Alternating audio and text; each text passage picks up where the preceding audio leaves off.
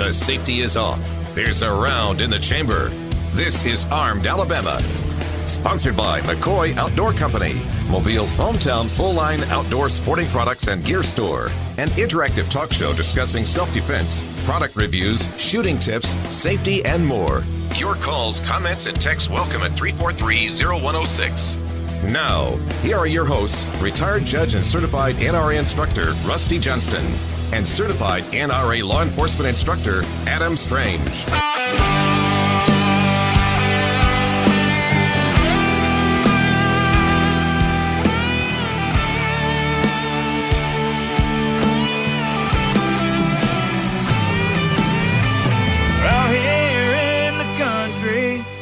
Where the city lights don't shine, I live my life the simple way, and you know I'm doing just fine.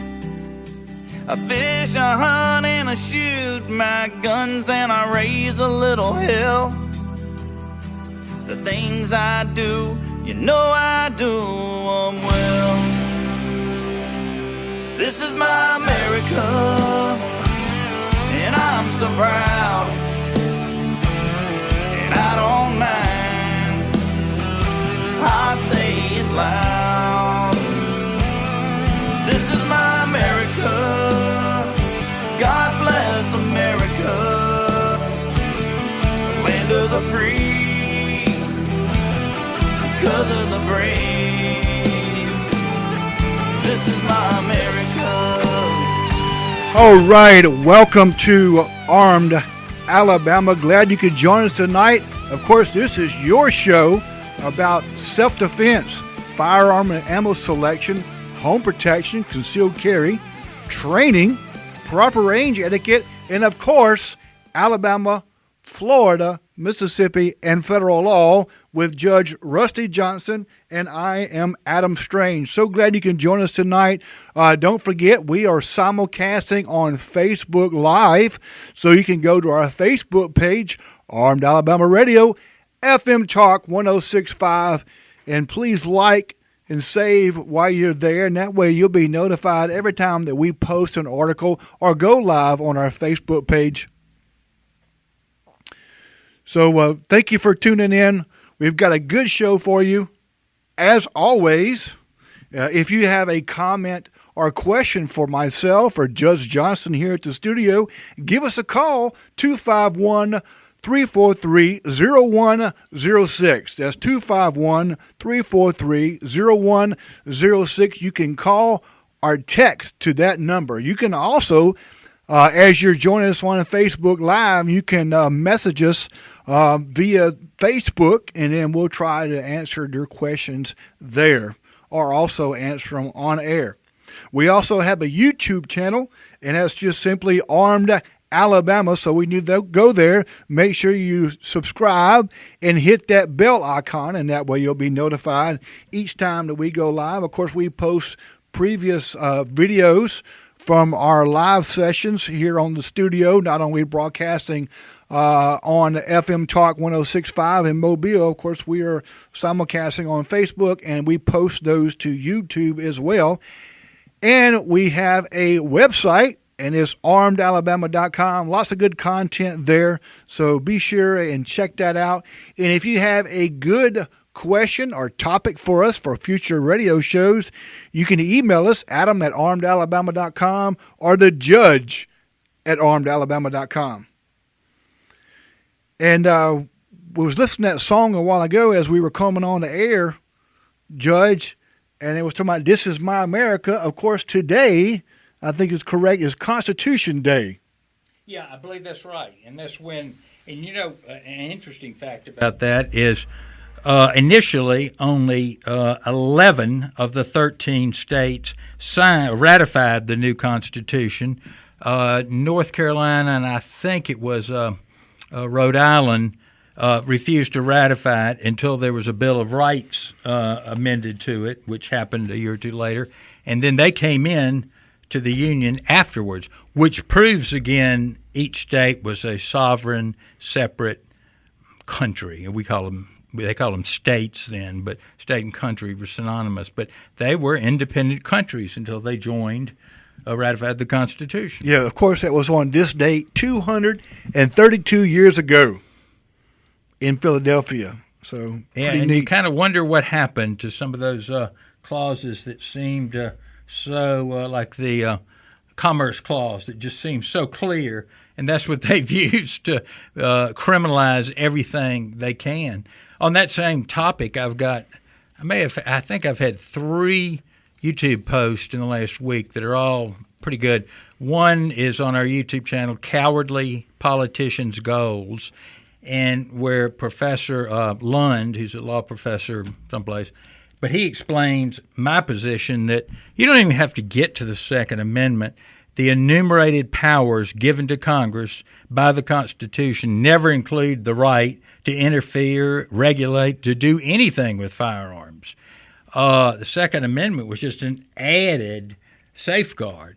So if you don't believe me, listen to him. He's a lot smarter. Then we have David Kopel on universal background checks, which he says the standard law that's going around the states would prevent, let's say, an NRA firearms instructor, as he is also, from bringing extra guns to his class unloaded and letting students, feel them, try. How does that feel to you? That would require passing someone to have a background check done when he gives them the gun and then when he gives it back. Now, that's how insane this gets. That is ridiculous. And Judge, how many times you and I have done over the years when we've conducted classes, bring different firearms, different types, I'd like to give for them, people to use and try out. Yeah, and sometimes people don't have a gun, and sometimes they don't like the gun they have, or it just gives them, the feel for it. Yeah, we brought in big and small revolvers, compact, subcompact pistols, full-size pistols. And then I've brought in carbines, which I like for home defense. I also put, how many cops does it take to arrest one nut?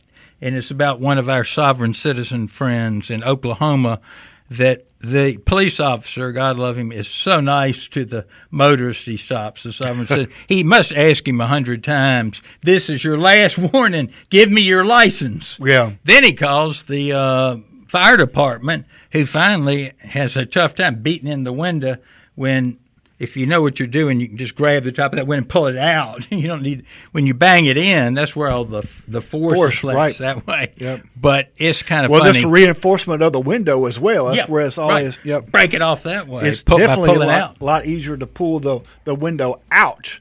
But I think I counted 12 law enforcement officers and 3 fire department officials, and closing one lane of the interstate. So that's worth watching. And you posted that on our Facebook. Yeah. On our it's YouTube on our YouTube channel. with a link from Facebook up to. Okay. I missed that one, I think. It's after a few minutes, it's just kind of ridiculous. You got to fast forward it. But definitely the police officer is not abusive to anybody. You mentioned we're on YouTube, and how many minutes we got, Charlie? I mentioned a number of weeks ago, and Adam, I'll let you observe this. Yes, it's clear. It's clear. This is a Beretta M9, which normally this is a decocker / safety. And when you put it down, I'll try to do it for YouTube, it stays down in the, quote, safe position. But if you're used to what probably majority is semi-automatics, and you forget to take it off safety, you're going to pull it up out of your pistol like I did plenty of times, and you have no function. Right. So several people, but this is a Beretta brand, sells a G conversion kit, which converts it to a decocker. And, of course, that keeps it from firing, even though that's not the firing pin, but it swings it around so hammer can't hit the firing pin. And it's a nice addition if you like guns like that. Some people don't, but it's a nice addition. That's just too much to operate for me. Yeah, well, I'm not that intelligent. So. Well, I tell you, that first few times before I kind of got used to it, and I pulled it out, and just nothing. What's wrong? A few minutes, Adam, we're going to award or give out a prize. I've got 2 of John Lott's book, The War on Guns, Arming Yourself Against Gun Control Lies. And I'll think of a question, or we'll think of a caller number or something. It's a good book. It's good and readable. Right. And we'll give those. John Lott's one of the few people that's really been outspoken. If you don't know who John Lott is, then he's definitely worth a Google. The judge and I had and get his YouTube channel. He's got a YouTube channel, too. The judge and I had a chance to meet him several years ago. And he is extremely intelligent individual. Yeah, he's not like a lot of egghead PhDs. He's not at all. He is a shooter, although we protected his identity and didn't post pictures of him shooting or anything. But he's a good guy, and this is a good book. But we'll be back after the break. Give us a call, 251-343-0106 at Armed Alabama.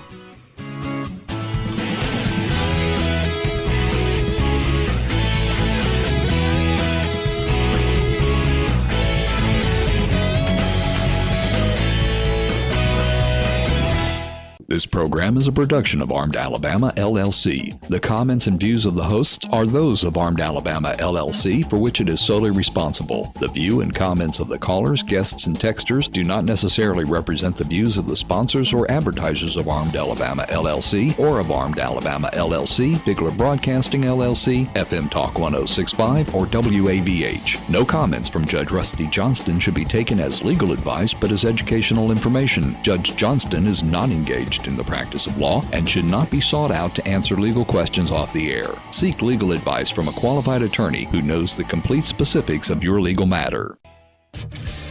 Step up to the firing line. Armed Alabama is back. Questions, comments, and texts at 343-0106.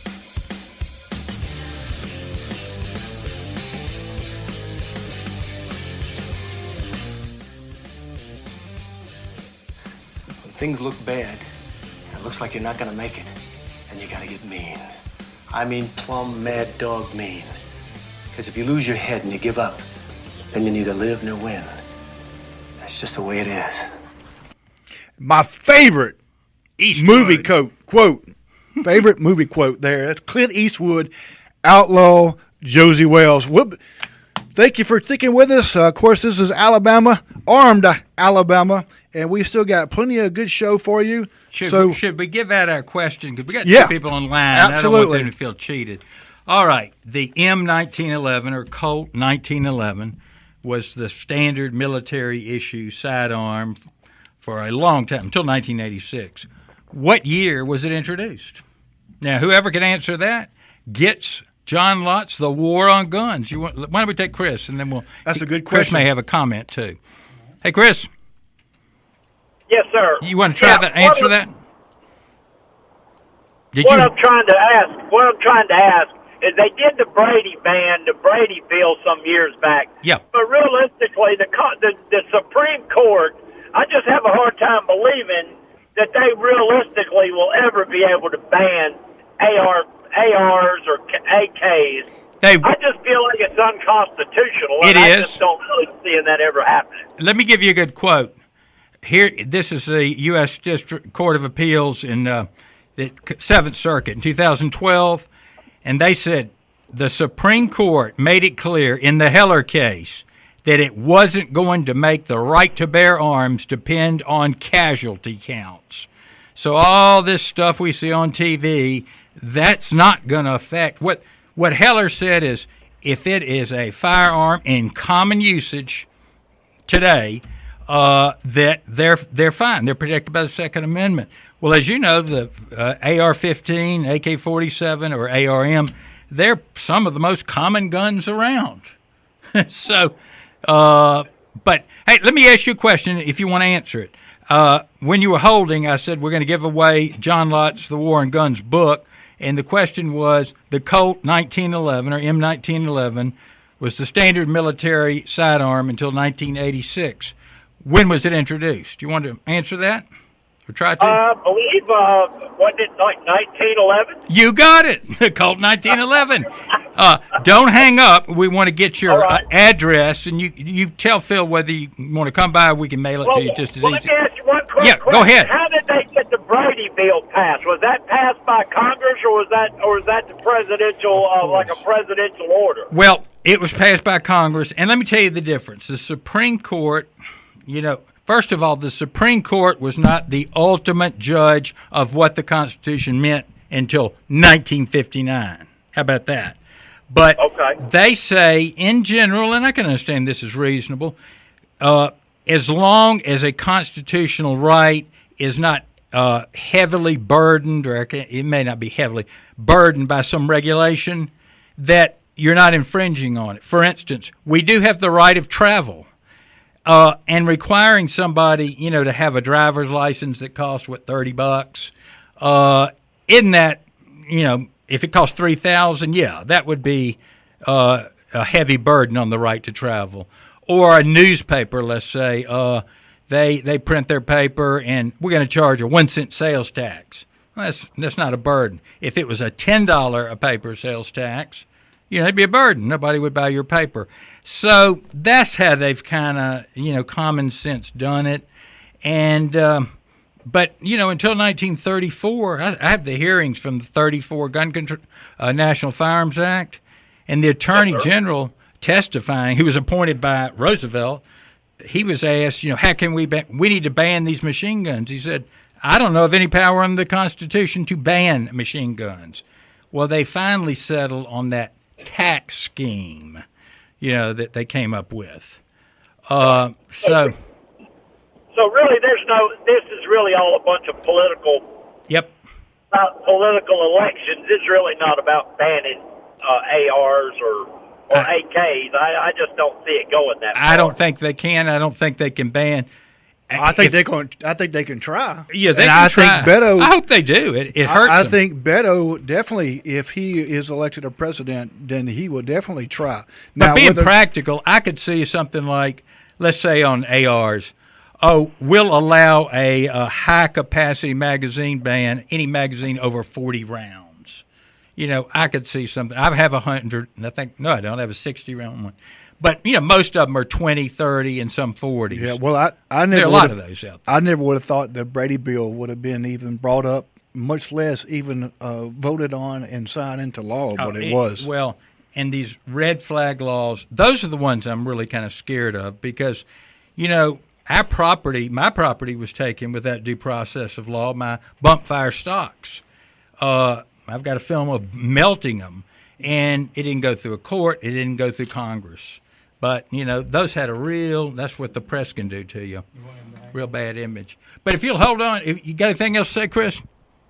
No, just wondering how the Constitution, how the Supreme Court really looks at the Second Amendment. Yeah, you know what? I will post, if anybody's interested, the link to both the Heller and the McDonald cases. And if you really want to read them, they're not hard to read, but read them and you'll feel a lot better. Okay. Well, thank you. Hang on now. Hey, Phil. Yes, sir. Would you pick that up? All right, we're going to our next caller. Will is calling from Mobile. What's up, guys? Hey, Will. What's up? Hopefully I can make it in the studio one day pretty soon, one Tuesday. When you're certified germ-free, you can come in. Roger that. Well, hey, I just got a couple of quick cool announcements, I guess. I don't know, everybody kind of found out that the Chatham Friends of NRA event was canceled prior to our event. I did not know it. Their chairman had to step down, so they disbanded. Well, I've been working with. I heard that was the one you could always win something because there weren't a ton of people there. Well, yeah, I think last year they told me that there was about 55 people there. Yeah, so that's still a good amount, If you want to win something and get it for a decent price, Chatham's the way to go. But those of you that dare drive to Chatham, now I would dare. I've been working with Bobby, the NRA rep, and I am chairing the event this year. We are having a banquet October 22nd, which is 5 weeks from today. Great. Now, what do we need to do to get tickets and all that? Right now, honestly, it is so early. I'm just trying to get the word out. Why don't you just send me something and I'll put it on the page? Yet. Yeah, send me something, Will, to the judge at Armed Alabama, Will do. And I'll put it on the page. And then what is it? It's 45 minutes to an hour at the most to get up there. It's not a bad ride. Yeah, something like that. It's not too bad. Last time I rode up there, coming back, but that's about it. I guess I rode through it because I was in Millry, and I had to stop at a red light, and I saw two cars pull up close to one another, and three girls got out of each car, and they started slugging it out like nothing I'd ever seen high school girls. It was something else. That's a fine Friday night in Yeah, Millry. it was. Yeah. And it was Friday. Night in Chatham right there, brother. It was Friday. That's what I said. I don't know if you saw That's Friday night in Millry. my G decocker for the Beretta M9. You know, a lot of people don't like decockers instead of having full safety, but if you don't like your Beretta M9 having, a decocker / safety, put one of those in. But just make sure you assemble it in a plastic bag so when the springs pop off, because you got to do it 2 or 3 times. Yeah, you'll catch your springs. Yeah. Well, the other thing I had real quick was we are gearing up for our Christmas raffle for the Mobile Friends event already. Oh, yeah. And this year we've actually got some guns on the list A where you pick one gun. I've got 2 Daniel Defense, 1 pistol and 1 rifle, $1,800 guns. Whoa! So we're kind of vamping it up a little bit to try to get some more people interested in ordering it. So we're getting tickets. So we will have those printed hopefully within this week and be able to get them out. And send me that info where they can get them, because that's a good. Right. As long as people don't vape when they win those guns, that'll be fine. Oh yeah. That's the new evil. Yeah, vaping. We got to do the background check on everybody. Yeah, too. before you can vape, you got to have a background check. Oh yeah, good stuff. Good stuff. Well, hey, I'm going to jump off. Let you guys get back to it. I'm going to cook some dinner and go watch Beto say some. in. Go watch Beto say some things. That'll be good for your nerves. Well, Beto. He's going to be good for business. I think so. I think he's perfect. Yeah, he's going to be good for business. I don't like that. I'll take he claimed there's no way they can do it. A state senator in Texas says, if you want to take my AR-15, it's here ready for you. You better not threaten me! And he sent a complaint to the Secret Service. I think his threat to illegally take our AR-15s ought to be reported to somebody. Well, I throw another one out there at the for the red flag. Step up to the firing line. Armed Alabama is back. Questions, comments, and texts at 343-0106. I need to kill you in 1 minute, Ned, or see you hanged in Fort Smith at Judge Parker's convenience. Which will it be? I call that bold talk for a one-eyed fat man. The old True Grit, correct? Yeah. Yeah. All right, Will, you wanted to talk about the red flag laws for a moment, wasn't it? Yeah, just real quick. I was on Facebook earlier today, and one of my friends had posted one of those is a meme that said, millions of us took an oath to defend our Constitution, and we will do so with our arms or without.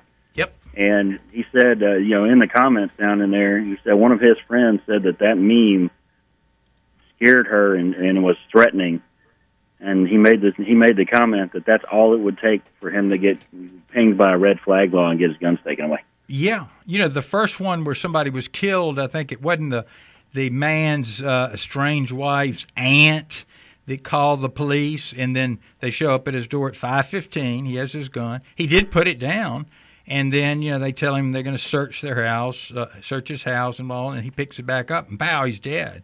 I don't necessarily blame them, but it's an outrageous law. Yeah. Anybody, it's like East Germany. Anybody can call the Stasi on you, turn you in. That's right. Yeah. That's right. Well, that's what the left wants to turn us into. Yeah, no question about that. All right, listen, y'all have a good one. I'll let y'all get to Steve. All right, we'll catch you All right, next thank time. you, Will. All right, next caller is Steve. Is calling from Mobile about gun-free zones in the law. Hey, Steve. Hey, how you doing? Pretty good. How about you? Doing good. So I'm seeing more and more signs where gun-free zones, restaurants and malls and things like that, and I'm getting mixed reviews on how lawful they really are for concealed carry. Now, you live in Alabama? Yes, sir. Okay, in Alabama, if you have a concealed carry permit, and frankly, if you have a firearm and you're wearing it openly, but let's just go with the concealed carry permit, those guns mean nothing unless it's a police station, a prison, a courthouse, psychiatric hospital. There's some specifics, and the biggie that doesn't really apply to anybody, but it's kind of a catch-all. It says if any business or any place has guards posted continuously during all of their hours of operation and has another device like a magnetometer or a biometric screening device, they can put up the signs and your permit can't be brought in. But I was telling them around here, the only place I knew that had something like that, and they say they don't have it anymore, I don't know, was when the Battle House office complex opened. They had guards, and you had to call up and get a card and all this stuff. But other than that, if Wendy's restaurant here in Mobile post a no firearms allowed, it means nothing. Okay. In fact, I think it's fraudulent. I'm a little scared of giving my credit card number to somebody that posts fraudulent signs. Yeah, Steve. Yep. For reference here, if you want to go look it up for yourself, you can find all the. I'll put the link. You read it, but I'll put the link. Yeah, you can find all the information within Alabama law. Is actually 13A 1152. It's a code of Alabama 13A 1152, and that's carrying a pistol on private property. Who may carry a pistol? And the next one is, of course, again in the code of Alabama 13A 1161.2. That's possession of firearms in certain places. So you can go there, Steve, and you can Google that and read it to your heart's content there, and that will give you the exacts on the Alabama law when it concerns to concealed carry and where you can and where you can't carry. Yeah, I'll have that in just a minute on our Facebook page so you can link to it. Look at it. All right, thanks. I appreciate the explanation. It pretty much cleared everything up that I was thinking. Yeah, good deal. Thank you for calling. All right. Yep. Take care. Thank you, Steve. And you'll be surprised how many places you can carry versus places you can't. Alabama is a very classically liberal state compared to, a lot of states you can't carry in a church like that's any of the states, business. But you can here. You don't have to ask anybody. Let's see. Let me try to find. Every once in a while they redo everybody likes to redo a website about every 6 months and confuse people like me. So let's see. We'll get to because I want to give you to the state. Okay, let's see. Let's get to the state code. I was trying to find a state code here where it issues permits under Alabama 13A 1175. So that's another good place to go and look to garner more information on concealed carry and pistol permits. Section 13A seems to be the place to go. That's called the criminal code. It's the criminal code of Alabama, yes. And we were 13A 1161, was that it? Kind of the 5961 in that last that one. big hole, that kind of 61.2. Yeah, 61.2. And we will put that in. That's possession of firearms in certain places. So we'll put that right at the top of the Facebook page. And everybody, I've also got a section on YouTube of how to look up Alabama law. It's kind of a video deal, so that would be good for anybody to do. But that's up. Judge, while we're talking about firearms and where you can have them, use them, this, that, and the other, one of the firearms that's very popular in Alabama is a scoped bolt-action rifle. And if you are an individual that you downloaded an app to be able to shoot your firearm more accurately, to calculate windage, calculate elevation changes, and for minute of angle accuracy, if you downloaded one of these apps, the federal government wants your name and address. They want your name and address. Yeah, they want that information from Apple or Google. If you're one of the tens of thousands of people who have downloaded one of these scope apps, then the federal government is asking for your information. I thought they were after our CCW program that I've told people. It's outrageous they want it. Now, I did read the excuse they claim that they want it is that, we have another insane law about the, I can't think of the acronym, where you makes it, what is it, export of firearms. It's illegal to export certain firearms and like an ACOG scope or things like that. They're trying to figure out if anybody's been illegally exporting certain scopes. Well, that doesn't justify what invasion. And Adam, was. I'm going to guess there was no disclaimer on that app site where you download the app. There's nothing that says your name and information is going to be forwarded to federal law enforcement. They had no thought that it would. So it was Google and somebody else that actually Apple, did it. yeah. And Apple. The ones that carried the app. All right, well, let's get to Mike is calling from Centennial, revoking permit. Hey, Mike. Yeah, man, how you doing today? Pretty good. How about you? Oh, I'm doing well. Just interested to know on what do you do if you know somebody has had psychological problems and they're holding a pistol permit. Here, I kind of was in that situation. I noticed a guy in my courtroom because I just served him with an indictment, and he had been on the lam from indictment, and he had a pistol permit. So I just wrote a quick note to the sheriff and said, it's my understanding this guy's got a pistol permit, and he's just been indicted. Would you look into it? So that's what I would do. You're going to have to, with psychological, you're probably going to have to give some more information because the law on psychological generally is, if they're habitual drunkard, if they're addicted to drugs, or if they might pose a immediate risk to themselves or others. But if you have a thought of that, now if it's, you can call, but you ought to follow up with a letter because, anybody can pick up a phone call. A letter has the details in it, or an email. Yeah, that's true. Yeah. But that's the way to handle things like that. Or if you know somebody goes out drunk and then, when he gets home, he's, shooting his pistol off in the backyard irresponsibly, that's the kind of person that ought to be you concerned about. Well, I don't think it's so much shooting it off and stuff like that, but it's just mentally unstable and severe fits of anger. Yeah, that could certainly, somebody. Now, there are plenty of people like that can, but there's some people that can't. And I can't be the judge of that. And if that's your case, you're not having his firearm actually seized. You're having his permit taken away. Correct. Yeah. So, if assuming it's here in Mobile, I'm sure our sheriff issued it. So, drop him an email or a letter or call in. Yeah. Okay. Yeah. Appreciate it. Good question. Thank you. Yeah. Take care. And a lot of the law used to be, Adam, that you could not carry a concealed weapon using your pistol permit into a place that sold alcohol in Alabama. That is not the case anymore.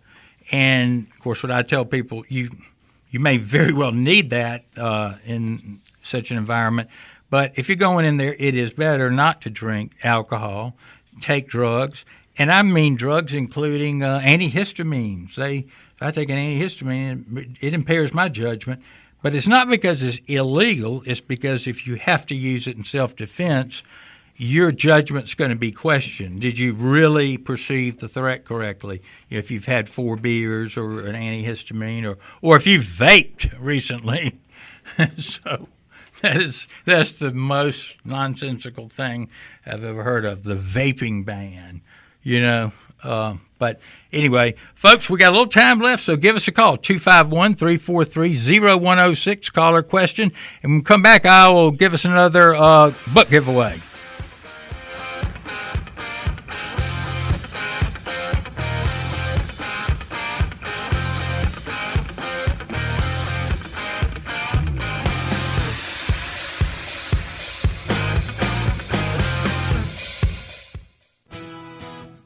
Step up to the firing line. Armed Alabama is back. Questions, comments, and texts at 343-0106. I like you, Philip. But be assured, bite my hand, and I will put you down. Your division is in charge of native crime. Or would you rather I was in charge of native crime? I don't think you'd like my methods. All right, welcome back to Armed Alabama. Of course, Judge, hunting season is coming up. Yep. And so there's an article. Of course, to some people, it's always hunting season. Always hunting season. There was an article on Yellowhammer that kind of caught my attention, and is the fact that during the 2018-2019 hunting season so far, 15 tree stand accidents were reported. And of that, 3 people actually died of their injuries from falling out of a tree stand. Well, they need to have congressional hearings and perhaps ban those. What do you think about it? Well, according to the article, only one person actually wore a harness that was up in a tree stand, and they fell asleep. And, of course, when they woke up, they were swinging from the tree in the harness. How many people were killed driving to the place they were going to hunt? A number also. So we've got to be concerned about even the most trivial of dangers that there are out there. So there's lots of equipment that you may need to replace or buy when you go hunting this year.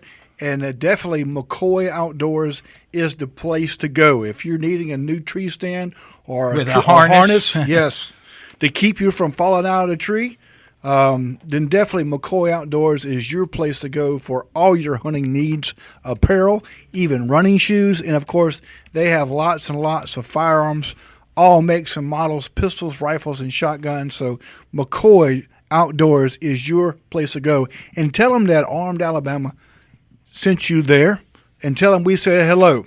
And where are they located, Adam? They are located on Spring Hill Avenue, just west of I-65. Yeah, it's kind of like Krakatoa east of Java, but they're west of Java. Every time I think about that, I want to turn east instead of west. Now, which one of these, let me give you this quickly, which one of these oaths do you think sounds better, more legal, et cetera? My oath as a circuit judge was, I, Joseph S. Johnston, solemnly swear or affirm that I will support the Constitution of the United States and the Constitution of the State of Alabama, so long as I continue a citizen thereof, and that I will faithfully and honestly discharge the duties of the office which I am about to enter to the best of my abilities, so help me God. The U.S. District Judges and Circuit Judges and Supreme Court Judges say, I, so-and-so, do solemnly swear that I will administer justice without respect to persons and do equal right to the poor and to the rich, and I will faithfully and impartially discharge and perform the duties incumbent upon me as circuit judge under the Constitution and laws of the United States. I don't know that they're pledging to uphold the Constitution in that oath. And you get it, that's a New Deal era oath.